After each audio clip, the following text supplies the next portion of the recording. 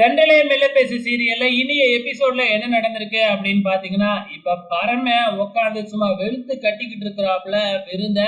இத பொறுத்துக்க முடியாம நம்ம ரிஷி உள்ளாரையே வந்துடுறாரு.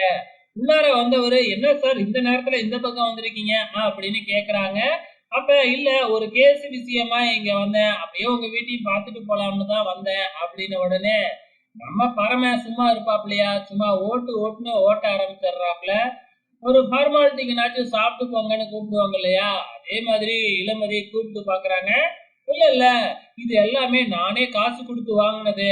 இதுல இருந்து உனக்கு ஒண்ணு கூட போடக்கூடாது. வேணும்னா சைடுல இருக்கிறத வேணா பொறுக்கி சாப்பிட்டுட்டு போக சொல்லுங்க. அப்படின்னு கிண்டல் பண்றாப்புல.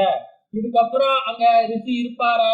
இல்ல, இல்ல. நான் கிளம்புறேன் அப்படின்னு சொல்லிட்டு வெளியில வந்துட்டு போகாம வீட்டையே எட்டி எட்டி பார்த்துக்கிட்டு இருக்கிறாப்புல.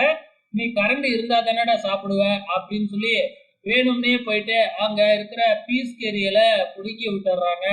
இது இன்னும் பரமனுக்கு வசதியா போகுது. கரண்ட் போனா என்ன, பெரிய பெரிய 5 ஸ்டார் ஹோட்டல்ல எல்லாம் கேண்டில் லைட் டின்னர் சாப்பிடுற மாதிரி சாப்பிட போறேன்.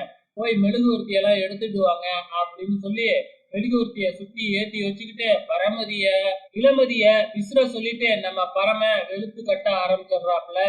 என்னடா அது, கரண்ட புடுங்கி விட்டா இவன் சாப்பிட மாட்டான்னு நினைச்சா அப்பயும் இப்படி சாப்பிட்டுக்கிட்டு இருக்கானே அப்படின்னு சொல்லி குழம்பிக்கிட்டே இருக்கும் பொழுது, இந்த பக்கம் நம்ம லீலாவதி எப்படி கரண்ட் போச்சு அப்படின்னு வெளியில வந்து பார்த்தா எல்லா வீட்லயும் லைட்லாம் எரியுது, என்ன நம்ம வீட்டுல மட்டும் லைட் எரியல அப்படின்னு சொல்லி ரிஷி மேல ஏதோ சந்தேகப்பட ஆரம்பிக்கிறாங்க.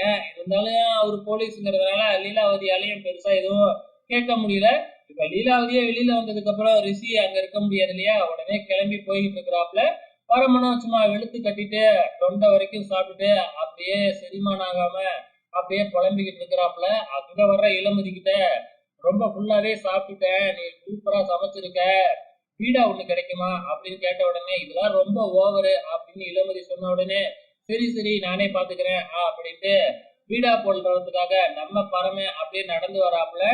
இந்த ரிஷி நடு ரோட்ல நின்னு புலம்பிக்கிட்டு இருக்கிறத பார்த்துட்டு நம்ம பரம அங்கேயும் வந்து ரிஷிய கிண்டல் பண்ண.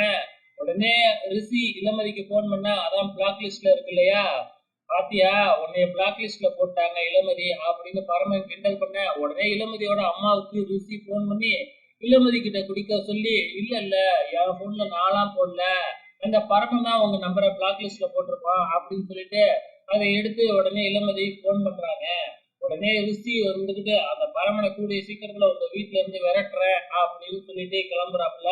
இந்த பக்கம் லீலாவதி எல்லாரையும் ஊர்ல இருக்கிற பொம்பளைங்கள் எல்லாம் கூப்பிட்டு வச்சு பரமனையும் இளமதியும் சேர்த்து வச்சு ஒரு கட்டுக்கதைய உருவாக்கிக்கிட்டு இருக்கிறாங்க. இத பரம பாத்துறாப்புல. பரம என்ன செய்ய போறாப்புலன்னு தெரியல, பொறுத்திருந்து பார்க்கலாம்.